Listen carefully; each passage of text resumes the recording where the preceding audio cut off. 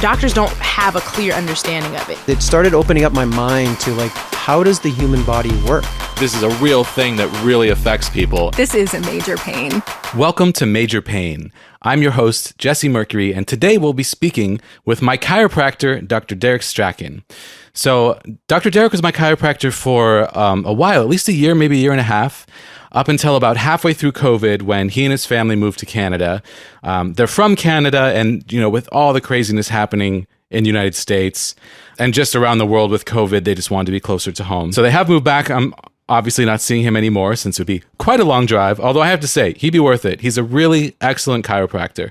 That's why I want to do this show because, I had access to a great chiropractor and I wanted to pick his brain. And I'm so lucky that we were able to do that before he moved with his family.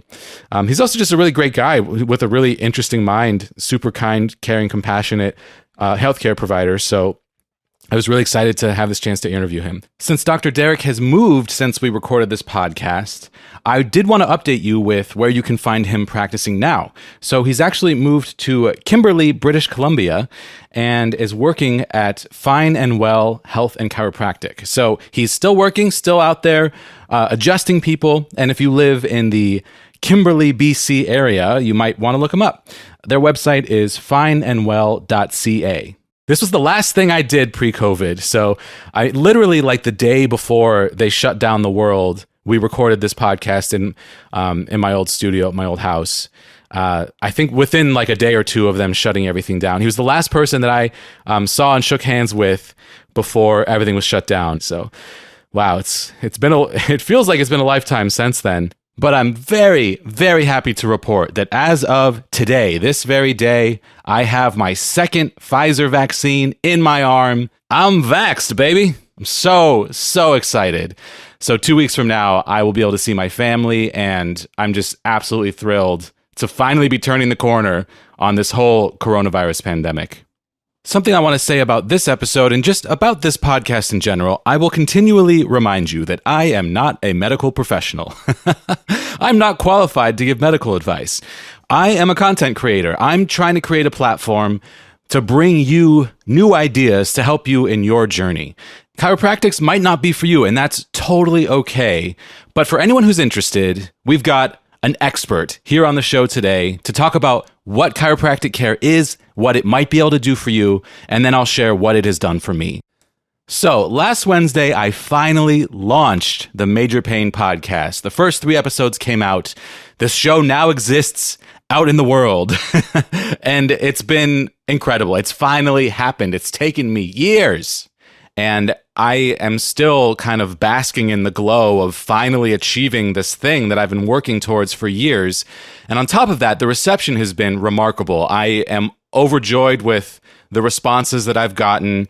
I've heard from a lot of people over the last few days, and that has felt amazing. So thank you to every single one of you who has reached out, every single one of you who left a positive rating or review on iTunes. Every piece of that has really been wonderful to experience for me. So thank you so much. The other side to that is a lot of people have reached out to me to ask to come on the show, and that's been really exciting. And I've actually recorded podcasts for the last 4 days in a row. So we've got more content coming. I know I mentioned in the first episode, I wasn't sure what was going to happen as far as how much I was going to create. And I can tell you that there's absolutely some momentum happening to create more shows. So I'm absolutely going to do so. So stick around. Don't forget to subscribe to the podcast. If you need help subscribing, just head to majorpainpodcast.com/subscribe. And there are links to all the different ways to subscribe to this show. While you're at our website, feel free to leave comments or opinions or questions on any of our episodes, or you can email me at majorpainpodcast@gmail.com. I very much appreciate the kind words I've received in the last few days, as I said before, and I'd also love to address any comments, concerns, questions in future episodes. So let us know what you're thinking. All right, well, let's do what we're here for, people. Let's get into this conversation with chiropractor Derek Strachan.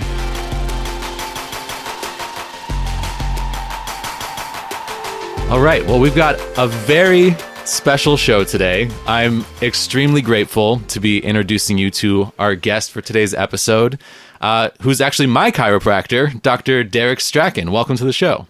Oh, it's so great to be here. Thank you for having me. So this is really, really cool, and this is going to be a little different than what we normally do on the show. Normally we talk to people who are experiencing chronic pain, but today we get to talk to someone who helps people to manage their chronic pain as a chiropractor. So let's start by learning a little bit about you. Tell us who you are, where you come from, and how you got into chiropractic. Great. Yeah. Well, my story's it's an interesting one because I had an experience when I was 10 years old. Growing up, I grew up in British Columbia, up in Canada, and as many people know, Canadians play hockey, and so I was playing floor hockey, and I was running down the side. We're in the gymnasium, and I was running down the side, and this kid went to get the ball from me, and he hit the side of my leg. And I had this excruciating pain, like a kind of pain I've never experienced in my entire life, and still to this day I've never experienced. And it was just piercing, and I couldn't put any weight on my leg, and it was just not normal. And so, playing hockey with a bunch of boys, it was kind of a tough thing because when you're 10 years old, you want to act tough, you don't want to cry, you don't want to play that kind of card. And so I just kind of made my way out of the gym and found my way home. And my mom, when I got home, was really concerned. And so we went immediately to the doctor, and the general practitioner, someone who was our family doctor for my whole life. And he said, well, this sounds more serious. It's out of my scope of practice. I'm going to send you to a specialist. So the next day we were in the office of the specialist who, in the community I grew up, there was, different specialists, and it was a community of about 75,000 people. So there's a few different doctors, and we went into the office, and the doctor said, well, let's take an x-ray. And we took this x-ray, and he asked me to leave the room, and he asked my parents to stay in the room to discuss the results. Bad sign. It was weird. Like, it was just like, okay. Tell me again how old you were? I was 10. 10, okay. 10 years old. Wow. And so the doctor called me back into the room about 15 minutes, and the 15 minutes to me felt like a lifetime. Like, I was really nervous because I was like, this doesn't seem normal to like ask me to leave. And so when I come in the room, I still remember it like it was yesterday. Like, I walk into his office, and on the far end of his office, there's this x-ray view box, and there was a picture of my leg on the view box, and he calls me over, but one of the first things I noticed is that my mom, I noticed that my mom was crying, and I was like, my heart just dropped. I was like, uh-oh, this is not good. And so I go over to the view box, and he points to this part of my leg. There was a black spot on the x-ray. And it was just about maybe an inch long. He said, you see this spot right here? And I'm like, yeah. He's like, that's cancer. What? Yeah. Like, right out of his mouth, you have cancer. I'm like, I'm 10. Okay. Like, what's like in my mind? I'm like, what does that mean? Whoa. And it was a big bomb to drop on a 10-year-old. And next words he said, we're flying you to Children's Hospital in Vancouver, British Columbia, which was about, it was like an hour flight away, because that's where the cancer unit is for children. This was in 1980. And so at the time, like, I was freaking out because he had said to me that, we think that you might have the same cancer that Terry Fox had. And for those people who were, born or who grew up in Canada in that time, knew that Terry Fox was a person who attempted to run across Canada from Newfoundland all the way across to Victoria, British Columbia, in hopes of raising money for cancer research, because he had one of his legs amputated. Oh wow! And they had built him a prosthetic leg, and he wanted to give back because he wanted to help others after him fight cancer. And so he started running across Canada, and he got to Ontario, and the cancer had spread into his lungs, and he ended up dying. Wow. And so what do you think I was thinking as a 10-year-old when he tells me, you're going to lose your leg, right? I'm going to lose my leg? Yeah. It's exactly what I was thinking. And then my next thought was like, I'm probably going to die. Yeah. And so this doctor's bedside manner was terrible. Like, as you can tell, it was the worst thing. And so anyway, the way the story unfolds is that we go to Children's Hospital, And so the next day, and this cool thing about the story is that it was the first time I ever got to be on a plane, which was kind of fun. So my mom and I are going the next day on this flight. And when I get on the plane, we're taking off, and I had this overwhelming sensation that I was going to be okay. But I didn't say anything to my mom. I just had this feeling like, it's going to be okay. I'm going to be fine. Just, I don't know what it was or why I was thinking that. It was just something that came over me. And so we get to Vancouver, and the doctors start doing all their different tests, and they're like, taking blood. They're taking a sample of the bone. They're like, they're going to do an autopsy, and they're doing everything that they need to do to like understand what is going on with him and what kind of cancer it is, and everything that they would do. And so when that happens, they have to wait. You have to wait for days to get all the results. And so a few days go by, and they called a private meeting with my mom. And they told my mother that they confirmed that, yeah, Derek does have cancer, and that we have him scheduled for surgery on Wednesday. And this was like on a Monday. So 2 days from now, we have him scheduled for surgery to amputate his leg. Wow. From the knee down. Holy crap. Just so this cancer, because we think it's the same kind of cancer that Terry Fox had, and we just don't want it to spread to his lungs and the rest of his body. And so my mom, who, out of character, because my mom pretty much follows what the doctors say most of the time. Like, she's like at that stage of her life would just go trust the doctors. But in her innate wisdom and her mom's wisdom, in the heart of hearts, said, I'm not going to let you take my son's leg. And I really, really want you to retest or do whatever you need to do to make sure that this diagnosis is the right diagnosis. Yeah. And because it was Children's Hospital in Vancouver, if you ever dealt with Children's Hospital, we've had to do we've had a couple experiences with our children that we had to take them to Children's Hospital, and they're always great about, trying to honor the request of, the patient or the parents of the patient. So, true to form, they said, okay, we will do more tests. They take a lot of the same kind of tests and do a bunch of different other things. I'm not sure. I don't remember exactly everything, but another few more days go by, we get the results back, and they had another meeting with my mom, and they said, we are so sorry, but we made a mistake. Derek has a benign tumor. It's not cancerous, and we have him scheduled for surgery to cut out the tumor, and there's enough of the bone left in his lower leg that the bone will just grow back. Wow. And so my mom essentially saved my leg. Wow. Yeah.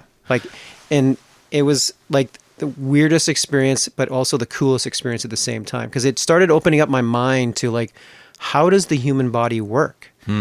Because my leg grew back, essentially, or a piece of my leg grew back, and I started wondering, like, why are people getting paralyzed? Why can't they fix paralysis? And like, just started wondering about those things as a kid. But I still didn't. I was just curious, and I didn't really know that in that moment I was going to be a chiropractor. That wasn't what made me become a chiropractor, but it started getting me interested in the human body. Yeah. And started getting me interested in healing, and started getting me interested in trying to figure out what's going on. And it also made me, I knew in that moment that I never was going to be a medical doctor, because I didn't want to be that doctor that was going to be telling some other kid that we're going to have to amputate your leg, or that, you may not live through this experience. And I definitely knew that's not what I wanted to do. And so to fast forward about 11, 12 years, I met my now wife, and she had a friend that was starting chiropractic school. And so he started talking to me about all the different things that he was learning in chiropractic school. And it started making sense to me. I'm like, my goodness, like the human body, there's this power in the body that heals the body from the inside out. That's exactly what happened to me. My leg grew back, like it healed from the inside out. There wasn't any drugs that were healing me. It was my body growing itself. And I was like, that totally makes sense. Tell me more. And the more and more I investigated the human body, I realized that there's this innate intelligence. In chiropractic, we call it innate intelligence. Yoga instructors, they would call it chi, or no, acupuncturists would call it chi. Yoga instructors would call it prana. Like, we all have this name, or this about the intelligence of the body. We also use the term life force. Yeah. In chiropractic. Yeah. And so we all have this intelligence that grows, that's always on the job. In chiropractic, we often say innate's on the job, meaning it's taking care of you, it's healing you, and it's, helping your body heal from the inside out. But it's also going to give you signals when something's not right. Mm-hmm. And so that experience was the main thing that got me interested in the human body when I was 10 years old. But then I started realizing that, well, if I could help people feel better and function better, be happier, that's a more positive environment, and that's really what I want to be a part of. And the more and more I learned about chiropractic, the more I realized how powerful it was. Like I had some pretty profound stories of healing under my own hands, but also witnessing other people, having like what the medical profession would not deem possible happen. And so it just reaffirmed that, yeah, pain, illness is something is there, it serves a purpose, and it's common, and it's really hard to deal with. But if the body can get to that place, there can be a solution that you can often find to help the body restore its balance, because it's always working to restore balance. It's always on the job. Yeah. And so it's a matter of finding the recipe of things that will help your body recover into its fullest capacity in that moment, whatever that may be for that individual. Wow, there's so much in there. I had no idea about that story when you were a kid. That's crazy. Yeah. So did you develop any sense of mistrust of doctors in that scenario? Because if your mom hadn't asked to have them recheck, you probably either never would have found out that you didn't need to lose your leg, or you would have found out after you'd lost your leg. Like maybe they checked I know they often check tumors after they remove them. Yeah. So how did you feel about the medical establishment in general after that? It made me question it. And like my parents were, we had, annual checkups, and we did those things. And I even had my tonsils removed when I was like 20 years old. So I wouldn't do that now, knowing what I know. I would have held on to my tonsils. Really? Yeah. But to answer your question, I definitely questioned the medical profession more. I think doctors are ethical. Like I don't think they're trying to be unethical. Yeah. But I think that now being in the health profession, a lot of times doctors are making misdiagnosis. Yeah. There's a lot of misdiagnosis out there. Yeah. And so they're doing the best job that they can with the information that they're given, but we're not walking textbooks. Right. Like just because Mary down the street has, asthma, it's caused by something in the environment, doesn't mean that her next door neighbor Joe is going to have the same thing. Like we have different expressions of health. Right. And so we're not textbooks where you can just like, well, if you have this symptom, we got to give you this drug, or if that doesn't work, then we're going to have doing surgery. Every human being is individual. And that's something that chiropractic really values, is that the individuality of people. And so it just really made me question the establishment. And the more I looked into it, the more I started understanding through chiropractic, the filter, or the teachings of chiropractic, the more I realized that we actually don't really have a healthcare system. We have a sick care system. We have a system that helps sick people or injured people, but they're not really promoting health. Symptoms are being treated. Right. Versus and this is, I think, starting to change. The profession, the medical profession is starting to change more, being proactive and trying to do wellness screenings and things along those lines. But back, I've been a chiropractor for 16 years. And so when I came out of school 16 years ago, it was quite different than it is now. There's a lot more people, more proactive things being done. And in chiropractic, we promote health and wellness, healthy habits for life, how to eat well, move well, think well. Those are the key things we talk about, and resting well. And so that people can optimize their well-being. So I definitely was questioning, had doubts about the of what a doctor was telling me, just because of my experience. I had it was just a bit of a skeptic, I guess, in some ways. But I definitely see there's a lot of value for sure, but it doesn't. No one doctor can help every human being on the planet. We all have different needs when it comes to health. Yeah, that really lines up with my experience as well. I mean, as someone like you and I've talked a lot about what I've got going on with trying to get a diagnosis for whatever's happening, and the multiple diagnoses that I have gotten, as far as I know, have all been wrong, but I still don't even know for sure. I basically feel like I go in to see a doctor, they take a look at me, they prescribe something for what they see happening. and it probably doesn't work. And then they just kind of say, oh, well, I don't know, or they move me on to the next doctor, or we try more prescriptions that don't necessarily work without understanding the root cause. Yep. And there doesn't seem to be an infrastructure to find the root cause in a case like mine that's really complicated. But, if you have a broken arm, go to a doctor. They're going to set your arm and they're going to help you with that. And they can treat that injury. And they're very adept at things like that. Yeah. But when you get into, the weirder cases or the more out of the norm cases, it gets harder and harder to know what to do and where to go. And for me in my life, chiropractors have had a huge impact. I mean, I'd be in way more pain than I am now if it weren't for chiropractors, and you in particular, because you're my current chiropractor. Yeah. So let's get basic here for anyone who's not familiar. What is chiropractic care? Yeah, so it's not about back pain. I just want to say that right off the top, okay?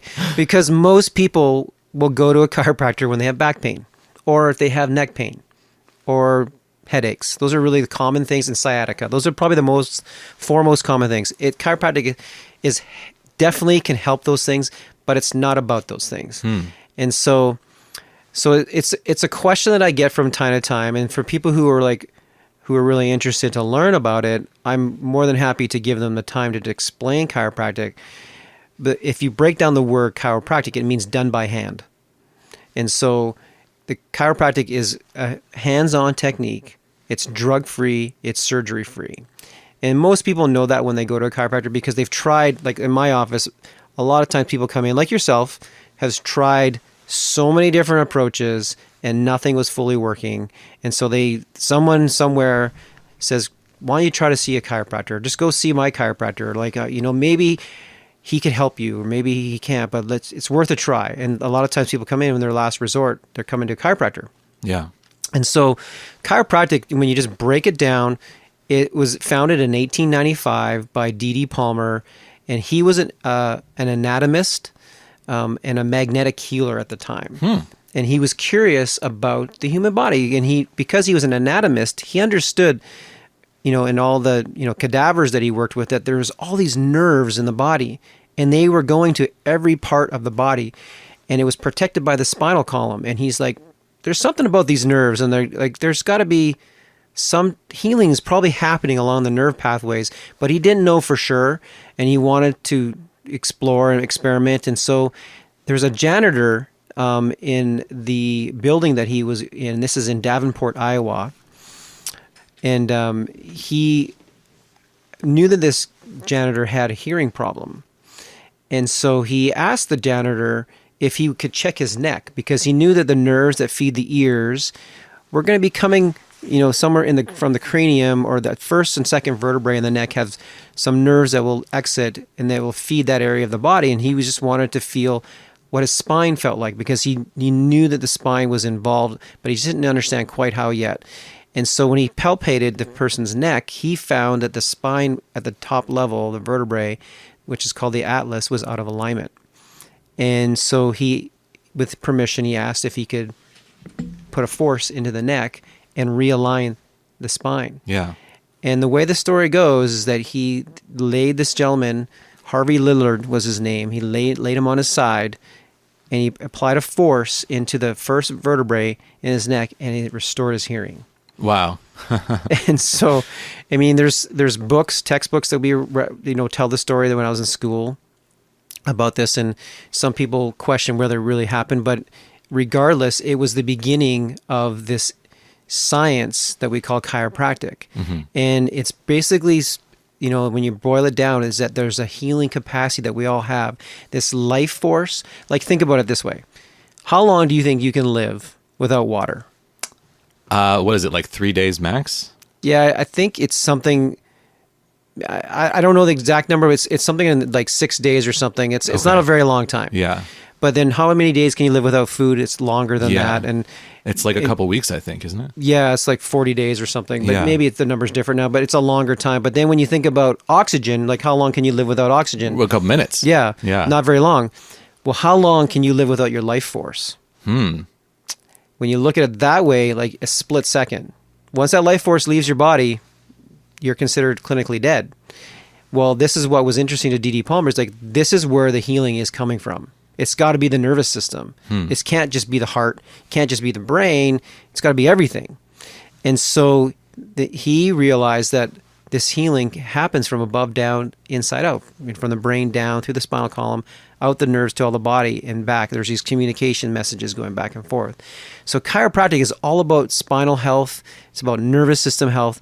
We often refer to ourselves as nervous system doctors, not a neurologist, though there is neurodiplomate programs in chiropractic, but we don't call ourselves neurologists because we do things differently than what a neurologist would do. Yeah. But we're looking at healing from above down, inside out through the spinal column. And if you get your spine in better alignment, that frees up the energy that the brain is trying to send down through the nervous system to the body parts, and frees up the body's ability to communicate back to the brain, so healing can happen from the inside out. And so, that's essentially what chiropractic is aligning your spine to turn up the volume of healing in your body.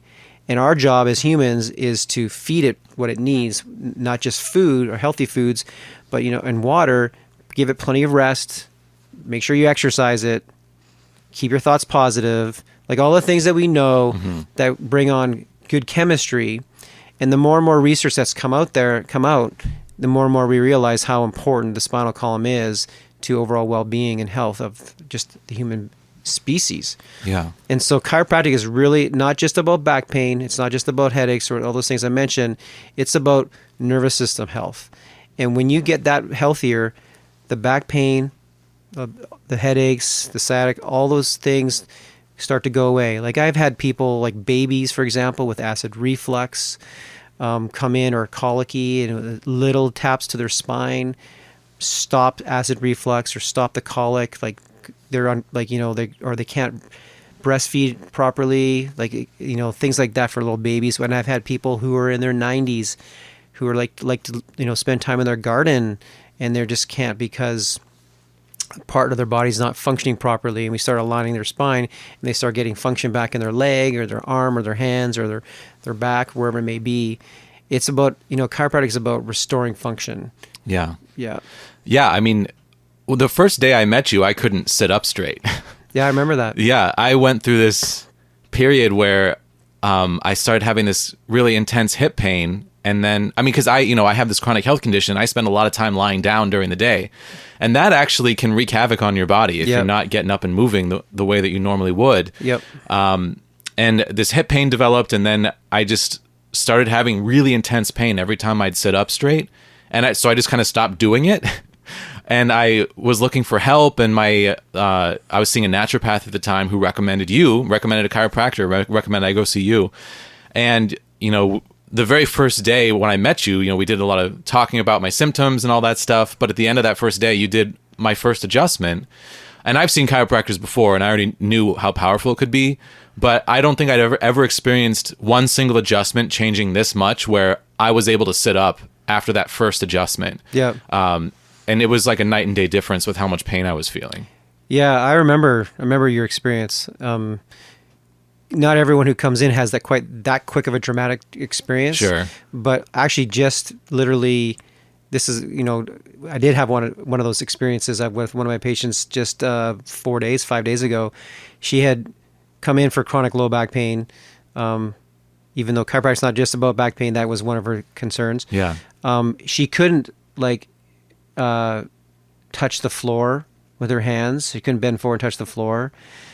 And I had adjusted her a few times before her back pain was improving, but it wasn't like where I thought it could have been. Mm-hmm. And I did this, yes, I look at the spine, but I also look at the extremities and other parts of the body. And I found that on her left side, her hamstring was so tight. And so I held this, soft tissue contact at the top of her hamstring where it meets the sitting bones. And I felt like this amazing release on the hamstring. And then I moved my thumb all over a little bit further and found another hamstring that was feeling that way, same way, and another big release. And a third time it happened, she got up off the table right away, and she reached down and put both hands on the floor, and her pain was completely gone. Yeah. It was just instant change. Yeah. And here I was focused on just for the first couple of visits were just the lower back sacrum area, but it was actually coming from the hamstring. So it's like the human body this is what's really interesting about chiropractic. It's not just about, hey, if your thumb hurts, let's examine your thumb. And like, we look at the whole system. We look at like all areas. And sometimes it can take a little bit for a chiropractor to figure out where the originating thing may be coming from, the problem may be coming from. But most chiropractors, if given enough time, they'll figure it out because the whole system's connected. Yeah, so this is something that another chiropractor said to me, Dr. Kreider, who you recommended to me for a special adjustment, which we should talk about, but I want to hold on to that for a minute. He said everything's connected to everything. And this is something that doctors do not say. Doctors basically say, oh, you have something in your sinuses, go to a ear, nose, and throat doctor. You have something in your leg, let's go to the leg doctor, whoever that is. I don't know. So I get sent to different specialists for every single symptom that I have. And that completely ignores the fact that sometimes something that's happening in your head can affect your foot.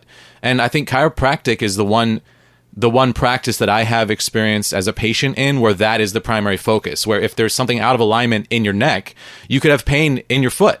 And that's very common, it seems. And that's completely ignored in traditional It's totally medicine. ignored. And the reason why chiropractors think that way of looking at the whole system, so I told you about D.D. Palmer. His son is B.J. Palmer, who is credited for developing chiropractic into what it is today. Like he really put it on the international scene of like chiropractors being known all over the world. But their technique was only adjusting the first and second vertebrae in the neck, the atlas and axis. So people who have back pain, low back pain, sciatic pain, foot pain, finger pain, whatever the pain was, they would only adjust the first or second vertebrae in the neck, and those symptoms would go away. And so there's, Dr. Kreider that you were bringing up earlier, which we'll talk about in a moment. He's the similar guy focusing on the upper part of the spine. And so we understand like the brain is sending messages down the spinal cord, and every one of those messages passes through the brainstem, which is right where the atlas and axis, the first and second vertebrae are. That's where it lives with the occiput, which is your skull. And so if that's not right, if that relationship between the skull and the first and second vertebrae is out of balance, it can impact the entire system in ways that all these symptoms that people have. So it's a really important, like for us as chiropractors, we look at the whole picture. And like in my analysis or my exam, I do a variety of things, as you know, with everything from X-ray to thermal scans to registering how your heart is functioning, to muscle scans, so that we can understand, how the whole system is doing. So we can put, together a treatment plan that can help people as best that we possibly can. Yeah, I think a lot of people have some misconceptions about chiropractic. I think when people think about it, they think about someone like cracking their neck, and it's loud and it looks scary and it looks painful, and I think people are afraid of it. So I think it'd be helpful if you could describe the sort of tools that you use to adjust people and what to expect with that. Like the first time I came in, you talked to me about this a little bit, and I think you described it really well. Yeah, so just to be aware, like what I do is what I do, and other chiropractors will use a lot of different types of instrumentation. Absolutely, and that's huge. Sorry to interrupt, but I will say I've seen close to like half a dozen chiropractors in my life, and I've seen 3 that were amazing, and I count you among them, like people who I went back to see over and over because I was noticing positive results, and at least 2 or 3 where I felt no difference. It was super expensive, and if anything, I just kind of felt the same or worse after. So it makes a huge difference who you see. Not all chiropractors are created equal. This is very true. And it's, not all dentists are created equal, or all medical doctors. Absolutely. And that kind of gets into, and I'm not sure if we'll go there today, but it kind of gets into this heart and mind space. Like, where is the heart and mind of the practitioner? And are they serving to their highest level in those moments that they're with their patients? And I think there's a big part of the healing that goes along with that. Like if you have a practitioner who is in the right heart space and mind space, and who has a patient who is ready to receive, who's not, like if I think, like I've had I've had very skeptical patients come in, but because their wife or their husband or their partner just said, "You got to go see this. You got to see somebody. I'm tired of hearing you complain about your chronic pain. Like, go see someone." So they'll come in and they're very skeptical of chiropractic, and yet they still will get better.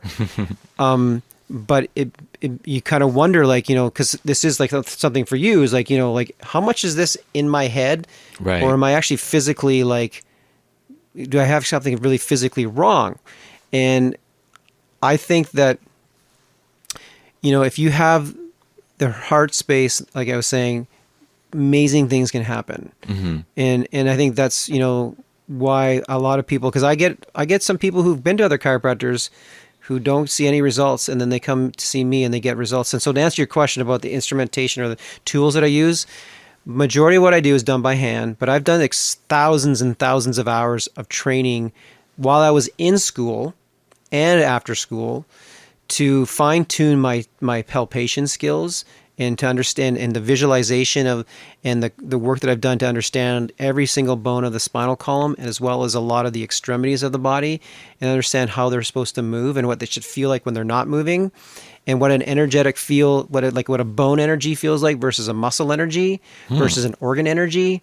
Like, there's differences there that my training and that I've done is helped me become very in tune with. Like, one of the skills that we did, or one of the exercises that we did when I was in school, this is kind of funny or fun, is that we would take someone who has long hair, we took a strand of their hair and we would put it, remember back in the day when there was phone books? I do remember phone books. Okay, so phone books had these really thin pages, Yeah. right? And you could flip through them and there would be like 300 or 400 pages deep.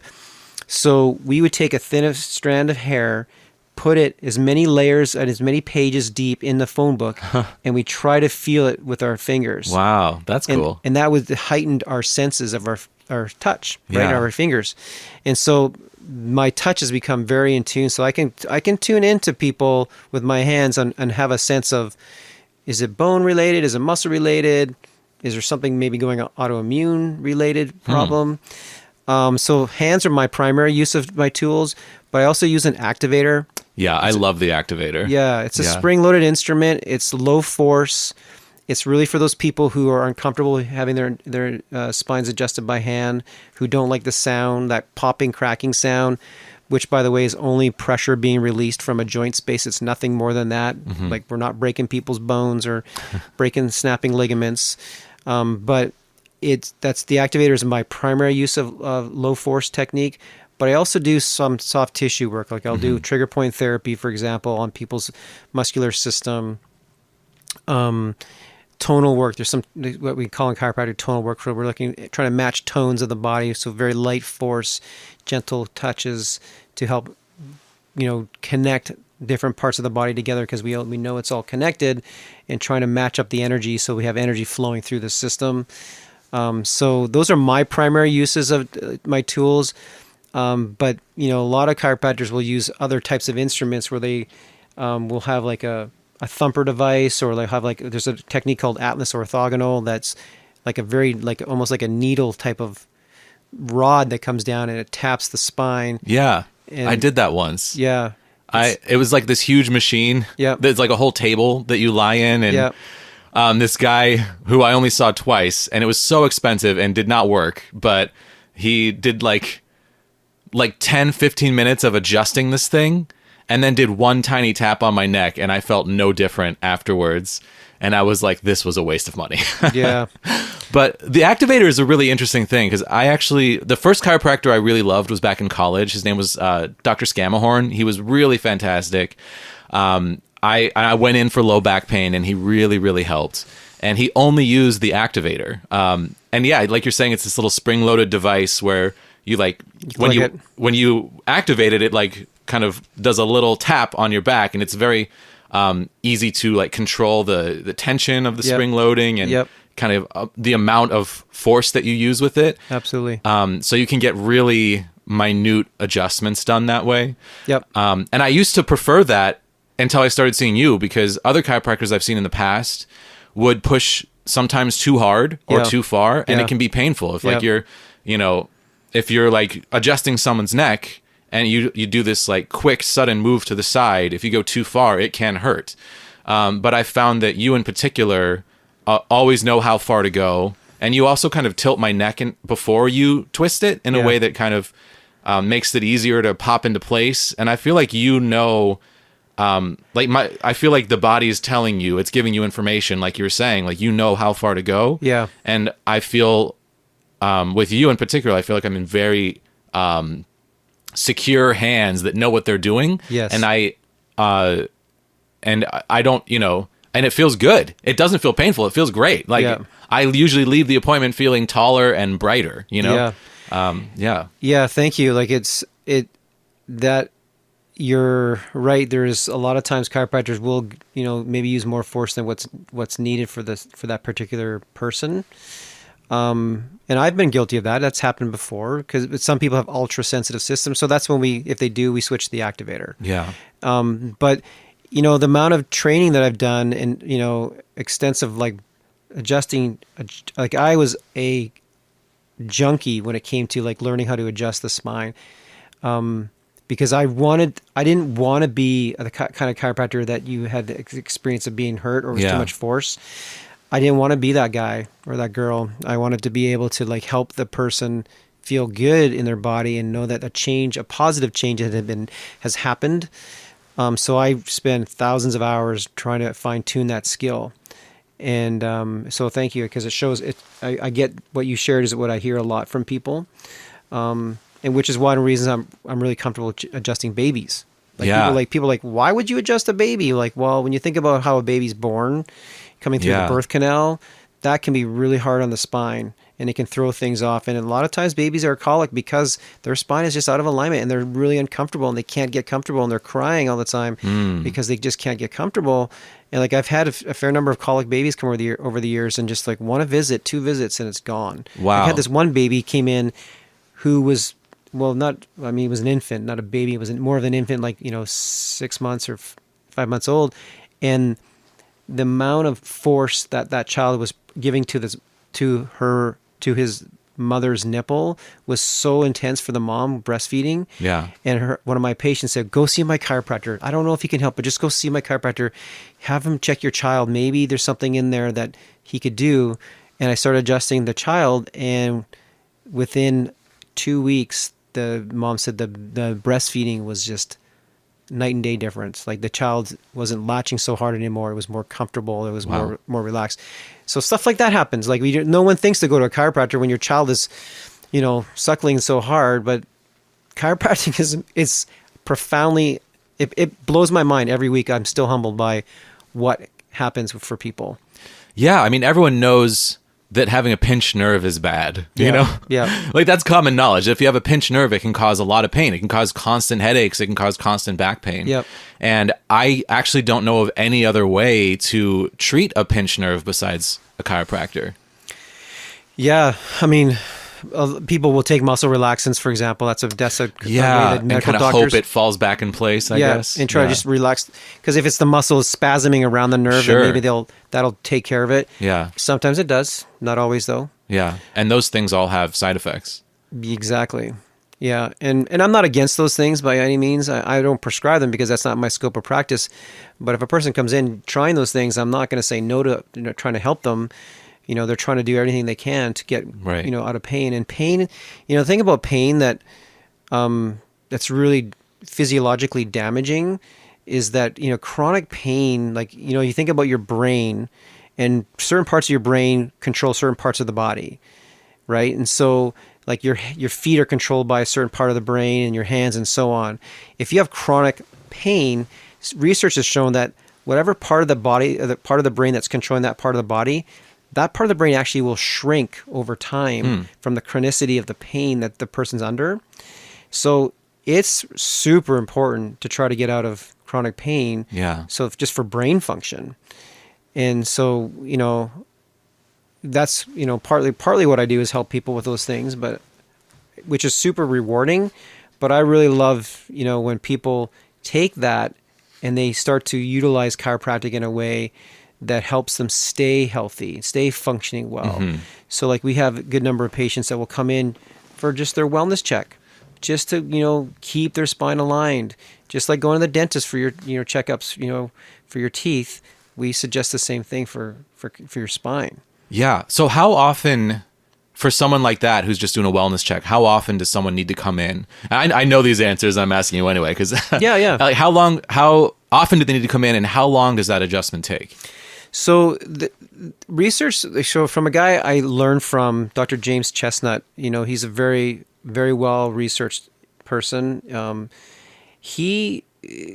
don't remember the exact study off the top of my head, but he shared a study that chronicity, like scar tissue buildup, that kind of like in the joint spaces, after about 21 days starts rapidly increasing.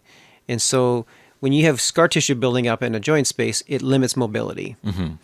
And so when you think of it in terms of that, ideally every 3 to 4 weeks is a wellness type of an adjustment would be healthy for the spinal column. Yeah.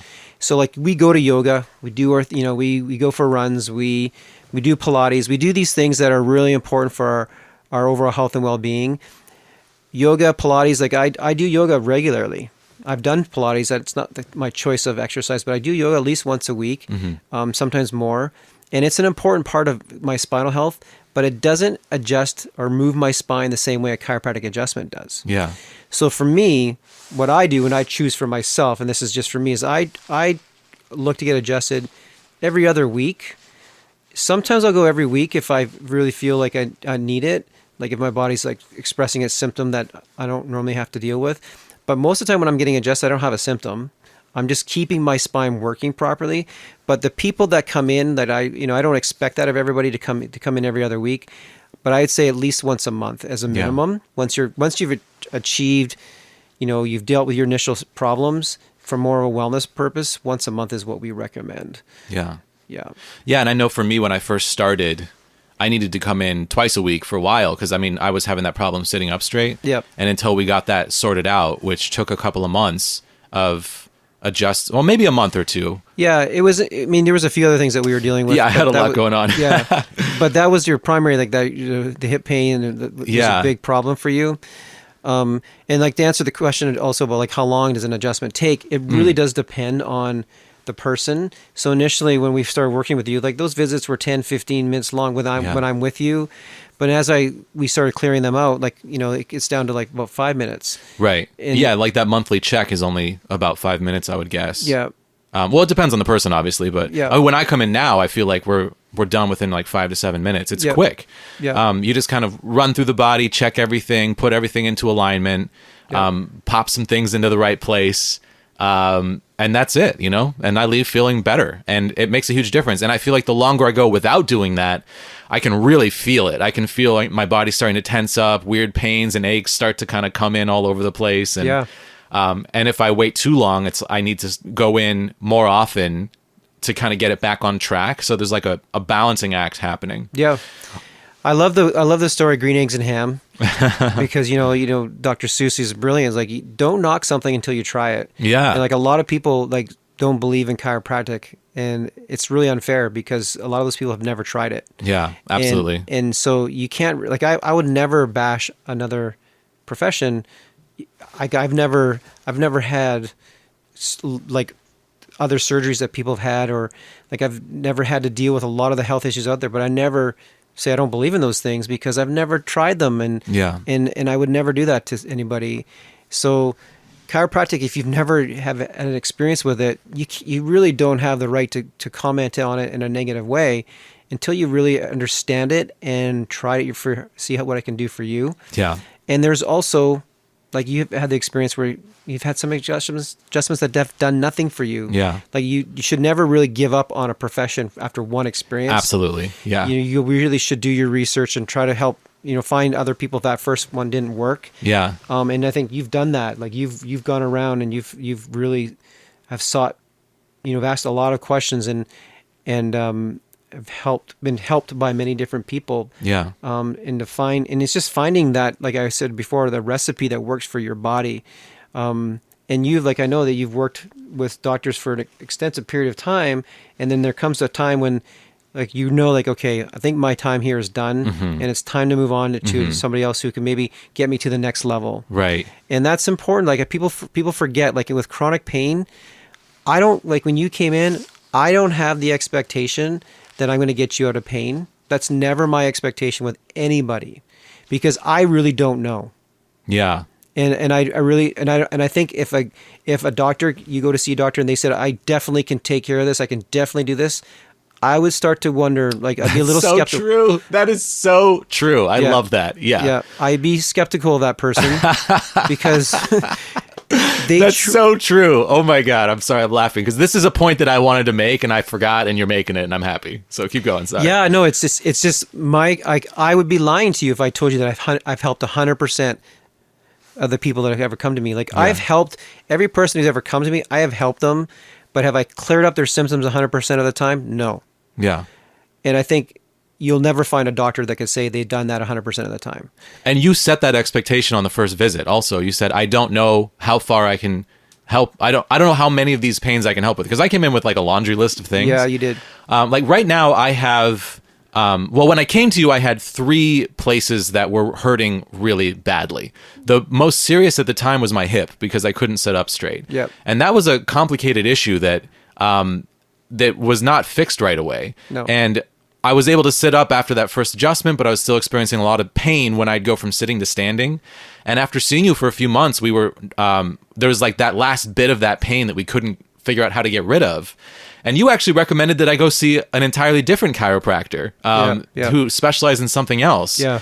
And I bring this up because I appreciated that so much, because I have so much experience seeing providers, both, in traditional medicine or in alternative medicine, who tell me I can fix this. Like, if I can't fix this, then it can't be fixed. I run into that all the time, and that is so harmful. Whereas harmful. your point of view is like, okay, I'm not figuring out this last piece, but I have a feeling that it might be this, and it's not my specialty, but I think you should try this other chiropractor who does specialize in it. Yeah. Because it's me and we can talk about it, I'd be curious to hear, to talk about that a little bit, because it was such a strange experience for me.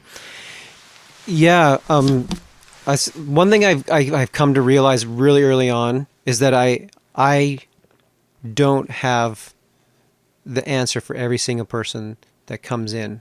Like, I don't, or every human being that on the planet is not the right fit for me. Yeah. Nor could I ever serve that many people. Humanly, it's not possible. Like, I would never sleep. And so I know that, chiropractic is powerful. Like, it's so powerful in a way that it's really hard to explain in an interview like this, but you really just have to experience it and know that, and trust in it. And that's a big part of it. The trust is a big, big part. And so, like, Dr. Kreider, who, I heard through one of my patients who had fallen, she was walking down the stairs holding her like 1.5-year-old child at the time, and they fell down the stairs, and they both developed a concussion. Oof. And she also instantly started getting vertigo. And she's a massage therapist. My patient's a massage therapist, and she actually didn't think to come to me right away. Which, well, let me restate that. She was thinking of coming to see me, but her friend, who's also a massage therapist, who was an expert in helping vertigo, said, "Go see this guy in Bellevue. He's really done amazing work with vertigo." And so she went and had this instantaneous release or transformation from vertigo. And she told me about the experience. So then I sent him, I think, 2 or 3 of my patients who had similar things going on, and they all had the same experience. Yeah. And I'm like, okay, so this guy is very good at what he does. I do something different, but I can't live in fear that my patient will never come back to me. If I send him to another chiropractor, like, that's not doing my job. Like, my job is to help people in any way that I can. And so I don't have an ego about those things. Like, right. I could have a chiropractor, and I have chiropractors, like, one around the corner from me who's an upper cervical chiropractor who's literally a block away. I would send people to them for that kind of work, but I don't really see a lot of people coming to me from them, but I don't have that kind of, like, fear about losing people or like I'm in competition with another chiropractor. There's more than enough people in Seattle or more than enough people in the world to serve all the there's not enough chiropractors to serve the population, put Sure. it that way. So I could have a chiropractor right across the hall from me and I would be okay with it. Yeah. But a lot of others wouldn't. And so Yeah. You don't have an ego about it. And I can say that because I've worked with, naturopaths who do have an ego about what they're doing, who say, like, I can cure you. I'm the only one who can cure you. Yep. No one else knows the thing that I know. And if you don't keep coming in, we're never going to get you there. Like, that is so dangerous because Yep. it's so, like, when you're in pain all the time and someone tells you they can cure you, you're like, great, let's go, let's do it. I've been in pain for so long. This is what I've been waiting to hear, because most people you go see say, I have no idea what this is. I don't know what to do. Yeah. And I feel like the best response that I can get from someone I'm going to see the first time is, I think that there's something that I can do to help you. I'm not sure how much I can help you, but I'm going to do my best to try. And that's like exactly what you said. Yeah. And yeah, there's this one adjustment that you wanted me to try that you didn't know how to do, that this guy in Bellevue, Dr. Kreider, did know how to do. And tell us about that adjustment, because this is something that I really want to share my personal story with, because it didn't solve all of my problems. Like I was saying, I had these 3 spots of intense pain, but it wiped one of them out completely. So I'm just left with 2. And that is huge. Yeah. That is like a huge difference in my overall experience of like my body and my pain level. Sure. So Dr. Kreider does a technique that he learned from one of the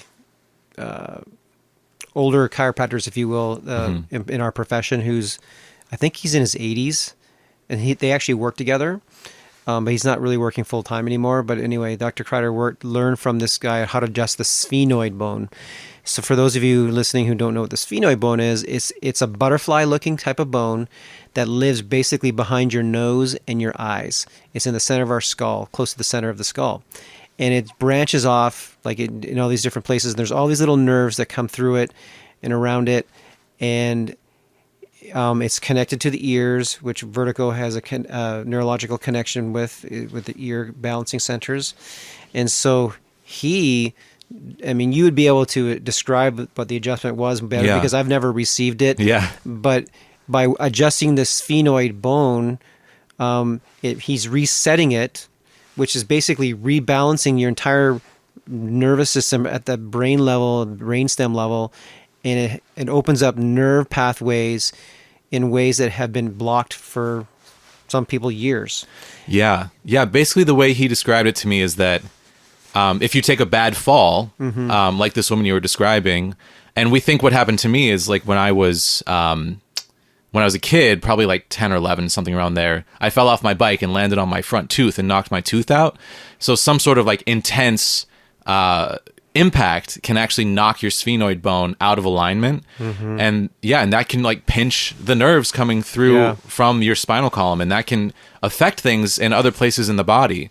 So you recommended I go see Dr. Kreider, and I did, and he did some x-rays and saw that bone was out of alignment, and he basically stuck his thumbs in my mouth and kind of wiggled it back into place. And it's something that only needs to be done once. It's one of those adjustments that holds really well unless you fall off your bike again or fall down the stairs again or something to knock it out again. It shouldn't fall out of alignment. And then within like 2 weeks, this hip pain that I'd had for over a year, where it was like this really intense pain every time I stood up from sitting to standing, and sometimes couldn't sit for that long. Although you helped tremendously with that first part. That pain was just gone. I haven't felt it since. It's completely gone.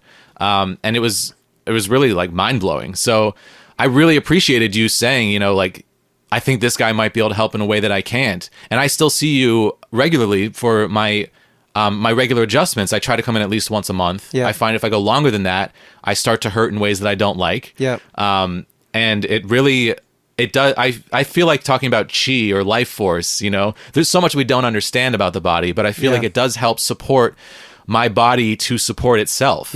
Like what you're talking about with the body knows what to do, but sometimes it can't do what it knows to do because it's blocked. It's exactly it. You nailed it. It's so true. Like the body is so intelligent. Like there's no computer that we could ever duplicate the human body. Like it's just so many processes going on in the human body in every split second that it's mind blowing. Yeah. And so, like when your spinal column is blocking that nerve energy, that's what wreaks havoc in the entire body, and that's where things will start to break down over time or decay or and lose function. And there's probably some people listening thinking, well, and I've heard this so many times from other people, but if you're one of those people that thinks like, well, once you go to a chiropractor, you always have to go to a chiropractor, and I kind of, I've heard that so many times, it kind of makes me laugh now because like I always think to myself, or I'll sometimes even say it to my patients, like, well, if you know that eating organic food is good for you, would you want to continue eating organic food for the rest of your life? Yeah. Or like if you know that exercise is good for you, would you not want to continue doing exercise? Right. And getting adjusted is no different. And this is where I think people miss the boat, is they think, I'm going to a doctor. I'm only in our society in the United States. You're supposed to go to the doctor when there's something wrong with you. Mm-hmm. That's again the sick care system. But I'm not promoting a sick care system here. I'm promoting a health system, a wellness system. And like, yes, I help people who may be sick, but that's not really what my main job is. Like, I mean, if you really need to take a pill, don't come see me. Like, I'm not the person. But if you really want to improve function in your body and help it sustain its own health, come and see me. I can help you with your symptom. Maybe we'll clear it up 100%, maybe not, but you definitely will feel better. Like I can honestly say that every person that I've helped over the years have felt better on some level. Yeah. We don't always clear up 100% of their symptoms, but majority of the time they do clear up. But it's more about like, if you know that this is working for you, why would you stop doing something that's working for you? Right. Because your body's constantly changing. Right. You don't have to go in the rest of your life. You will want to. Yes. And if you don't want to, then you don't have to. It's Exactly. like, it's always your choice. There's been times in my life, like I've been getting adjusted on a regular basis. I've been with my wife. We've been married for 19 years. And she's lovely, by the way. She works at your clinic. Yeah. Thank you. So we've been together for 25 years. I started getting adjusted around that time regularly for the last 25 years. There's moments in my life where I'll go up longer than I like just like yourself, that without getting adjusted because of my schedule, my chiropractic friends' schedules, and just traveling or whatever it may be. And then I'll go get adjusted after, a few weeks have gone by, or like the Christmas holidays, for example, where we take some extra time off. So I'm not getting adjusted necessarily.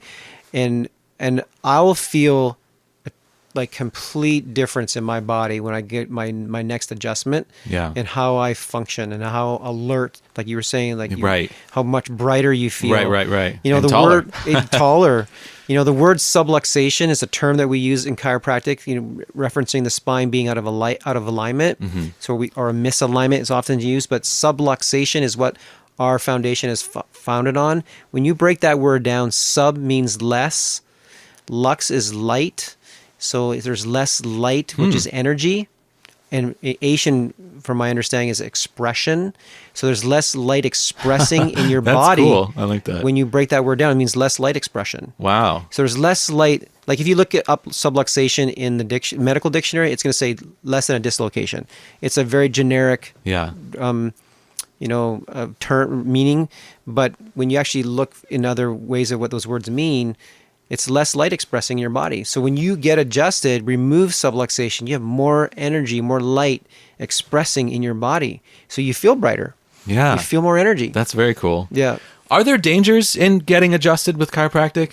I feel very safe going to you, but like I said before, I've seen other people that I didn't feel comfortable with. Yeah. So just for anyone out there who maybe want to try chiropractic, what do you recommend? Like, what do you look for? Are there dangers? Yeah. How do you find someone? Yeah. Maybe if you're in, Iowa, like we were talking about before. Yep.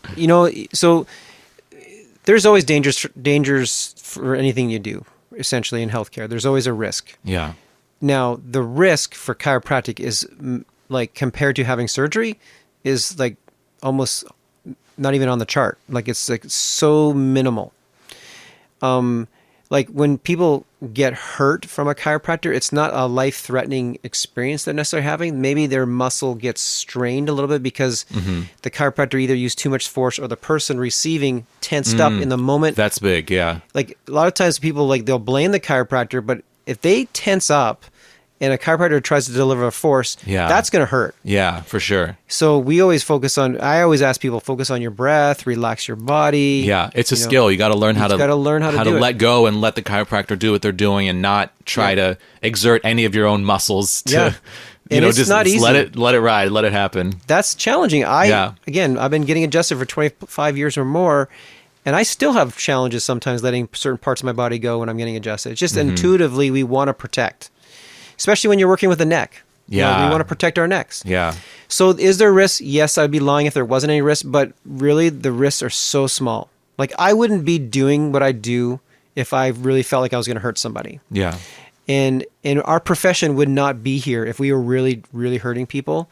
Like there has been people who've tried to take down chiropractic in the medical profession and who've been caught falsifying information about what we do. But it's not going anywhere. Chiropractic is safe. It's very safe. And so how you would find somebody that, is a good chiropractor, you have to kind of you have to ask yourself, well, what are you looking for? Like, are you strictly looking just to get out of pain? There's some great pain doctors only, but if you're looking for somebody who's going to care for you as a whole person, then you want to be looking for somebody who's got more of a wellness mindset, like who's going to talk to you about, your movement patterns, your eating patterns, your resting habits, like looking at the entire system, and somebody you can connect with energetically, like somebody who's like feels right, who's going to be, go knee to knee with you and just be honest straight up. And if you just listen, like when you're having that visit, if you just listen to what your gut tells you, you'll know for sure if that's the right fit for you. That's great advice. That's really good advice. Because I can't tell. I mean, I could say go to the website and look, and like if having a pretty website, that's a good chiropractor. It doesn't work like that. Right. Ask around. Ask people who like, hey, do you have a chiropractor that you like? Tell me about them. What do you like about them? What do you don't like about them? And they should have good reviews online if they are good. I mean, you can't always trust that. Yep. But but it's a place to start at least. Absolutely. Hopping on Yelp. Absolutely. And don't be afraid to call the office. Yeah. If you see good reviews online, you like their website, and you're like, the person seems reasonable, and you don't know anybody who's ever been there, but just call the office and talk to their person at the front desk. Yep. You'll get within a minute. You'll know if this place is really good or not, to how they talk to you. Yeah. That's something that's really, really important. Is like we really go out of our way to be available to treat people as people and not as a symptom or as a disease or some diagnosis. I don't think of people that way. Yeah. Like we're human beings and we want to be heard. We want to be taken care of. And so we try to, do everything we can to do that. Is there, for people out there who are in pain, who are maybe have tried chiropractic and like it, and they're already on board with this, are there more alternative care practices that you personally recommend that you think are pathways that are worth going down? Yeah, I like to share with people what I do for myself. Yeah. If I've never tried something, if I'm recommending something, I'll let you know that I've never done this, but this is what I've heard, and this is like I've heard good things about this person or this approach. I really want people to know like this is not like I'm not trying to like force anything on them, but but as far as alternatives to chiropractic, and this actually makes me think about like chiropractic doesn't replace anything. Mm-hmm. Okay. So, but chiropractic is the foundation of your spinal column. Like it's working with your nervous system, which is controlling everything in your body. It's the nervous system is the master controlling system. So it's the thing that you want to protect, but it's not meant to replace going to your medical doctor or to a naturopath or to your acupuncturist. Like it's not supposed to replace those things. It can, like acupuncturists are probably the closest thing to similar to what we do, because they're working with the energy of the body as well, but through needles and meridians and such. So if other alternatives to chiropractic would be acupuncture would be one of those things I would recommend. I'd also recommend massage because of the muscle system bone relationship of the spine. They really complement each other. I'd also, in certain cases, physical therapy. Going to a PT is important. It's funny you bring that up. I actually had an injury in college. I used to be a kayak instructor. Yeah. And I strained my rotator cuff trying to demonstrate an Eskimo roll, which I failed because I was nervous and I accidentally strained my shoulder. And then I went to physical therapy for months, and it got a little bit better very, very slowly over a long time. And then I was like at the gas station, and I got my arm caught on my car door, and I restrained it.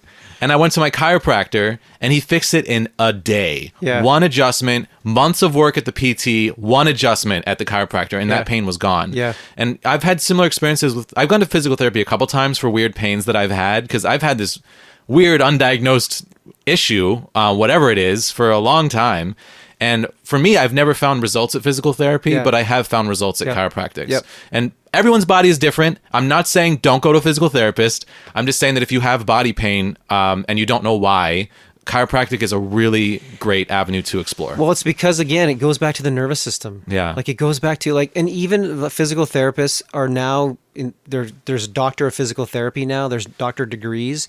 So those who get the doctor degree of physical therapy, they actually can adjust the spine. They can manipulate the spine, but they do it in a different way than what a chiropractor does it. And they don't have the same philosophy as that we do.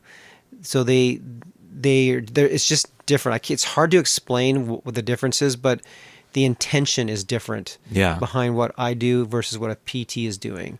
And I'm not against them at all. Like, I go to a PT myself from time to time, but those are alternatives. And I would say that last one would be naturopathic doctors. I would choose naturopathic doctors over medical doctors in many cases, only because their educations are pretty much the same, but a naturopathic doctor does also get additional training on natural approaches to helping the human body that have less side effects to what your body can be dealing with. And each medical doctors have specialists, and so do naturopathic doctors. And so in some cases you'll have to go to a specialist for certain situations. Right. But even in that, as you know, firsthand experience, like even going to specialists in naturopathic or medical doctors, that specialist might not be the right fit for you. Right. And you have to just be patient, unfortunately, and try to find the right person. Yeah. I actually recently just kind of threw away my entire healthcare team, except for you. and I started seeing completely new people. And I went back to traditional medicine after going down a pretty deep rabbit hole with naturopathic medicine. And the naturopathic medicine, there's always another thing to try. There's always more options. Yep. Whereas with traditional Western medicine, there's often, we've tried everything we can. I'm out of ideas. Like, I run into that a lot. And I also run into a lot. I can't find any reason on these tests for you to be in pain, so it might be psychological. And I hate that, because psychological pain is still pain. This idea that there's something going on, quote unquote, all in your head, kind of minimizes the amount of pain that I think a lot of people are experiencing.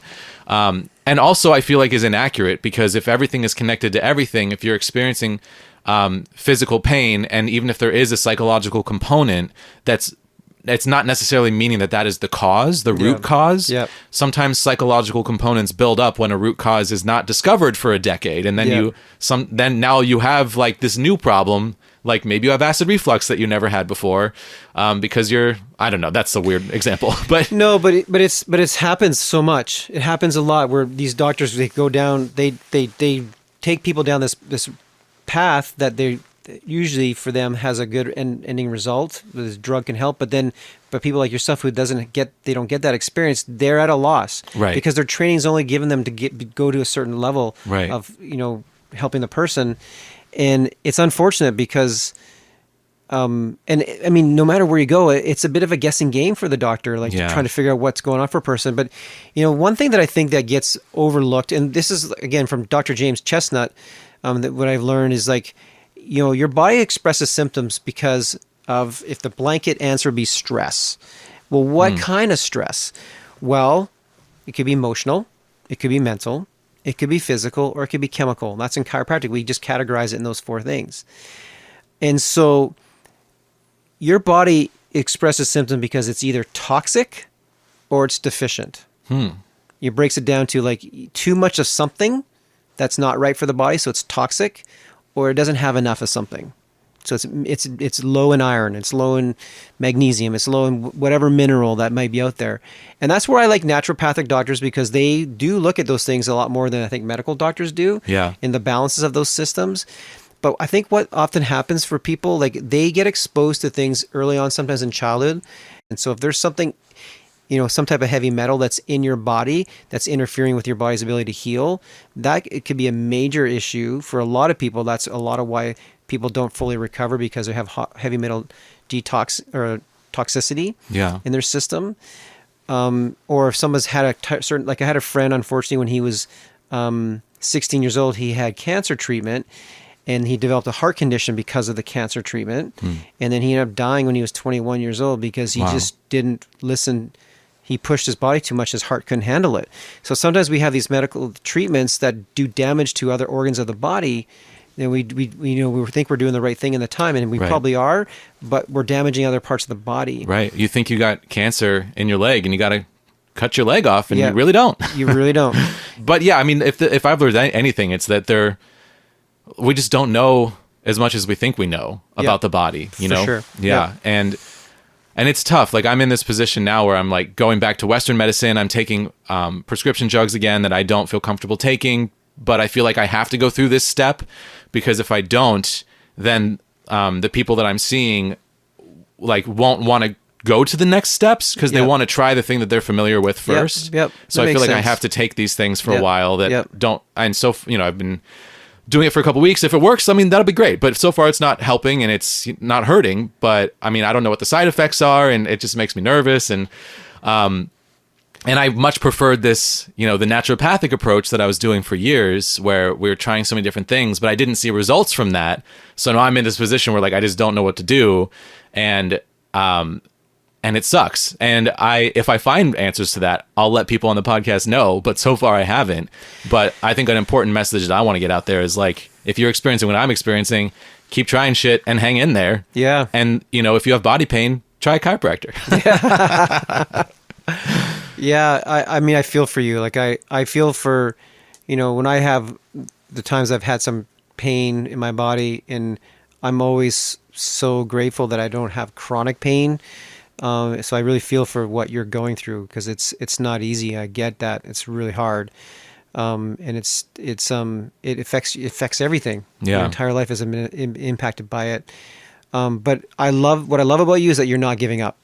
A lot of people give up, and they just pack it in, and they're just like, this is what my life is going to be. And I don't see you that kind of person. Like doing this podcast is really important to get the word out that there's things out there that can be done. Even though you haven't figured out entirely what is going to help you heal 100%, you're still working at it, and you're not giving up on it. And you have people in your life that help support you in that process, which is a huge thing. Important. Yeah. So important having that support. Because you need to lean on those people. Like, otherwise you can't do it. Yeah, and there was a time where I wasn't podcasting at all because I couldn't sit up long enough. And look at me now. Yeah. I've been sitting up in this chair for an hour. We've been here for an hour. You haven't even, fine. You have a smile on your face the whole time. Yeah, totally. Yeah. I mean, I am making, there are improvements happening. I am like on this journey, and I'm not back to work yet, which is where I want to be. Yeah. But yeah, I mean, I am making improvements, and you've been a huge part of that. And I want to say thank you again. I know I've thanked you before, but thank you again. You're so publicly while you're here on the record. Thank you for your help and your continued help in my journey. I mean, you've been instrumental in getting me out of like the lowest point, I'd say, physically that I was in since this current flare-up started, and that's been huge. Yeah. And we've had a lot of fun discussions about health and healthcare, and your views on health, and you have a lot of fascinating stuff bouncing around in your brain. Yeah. And this is such an amazing opportunity for me to get to talk to you on the podcast, and I really appreciate you being here and doing this. So if you have any closing thoughts or anything on health in general or pain in general that you want to get out there. To close, I would just say, like, if you're dealing with chronic pain and you haven't tried chiropractic, if it's not me, try somebody who's in that profession. Chiropractic is really profound. And if you don't get the experience that you're looking for after the first try, don't give up on it. There is somebody out there in chiropractic that can help. There's specialists in chiropractic that can help you. And if worse comes to worse, call my office and I'll try to help you find somebody if you're in a different part of the country. Like we are here, as chiropractors, we're in this together to help humanity. And I've been on chiropractic mission trips, and I've seen profound healings that medicine could never help. Mm-hmm. And so I know that chiropractic will make a difference in your life. Just don't give up on it. If you've never tried it, give it a try. because it's all about enhancing function. Yeah. Like we say in chiropractic, the power that made the body is what heals your body, and that's really true. And so believe in that and know that your body really wants you to be in a state of balance and well-being, and it's giving you pain signals because it's not balanced right now, and something's interfering, something toxic or something deficient's going on in your system.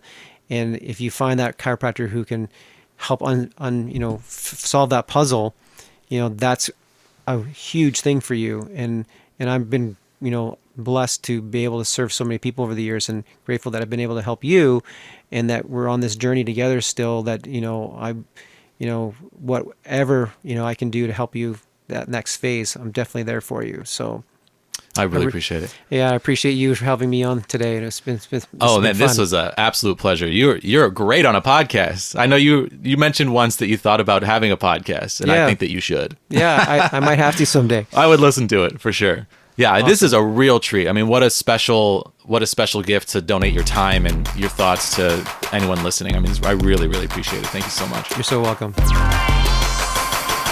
Thanks for listening to this episode of Major Pain.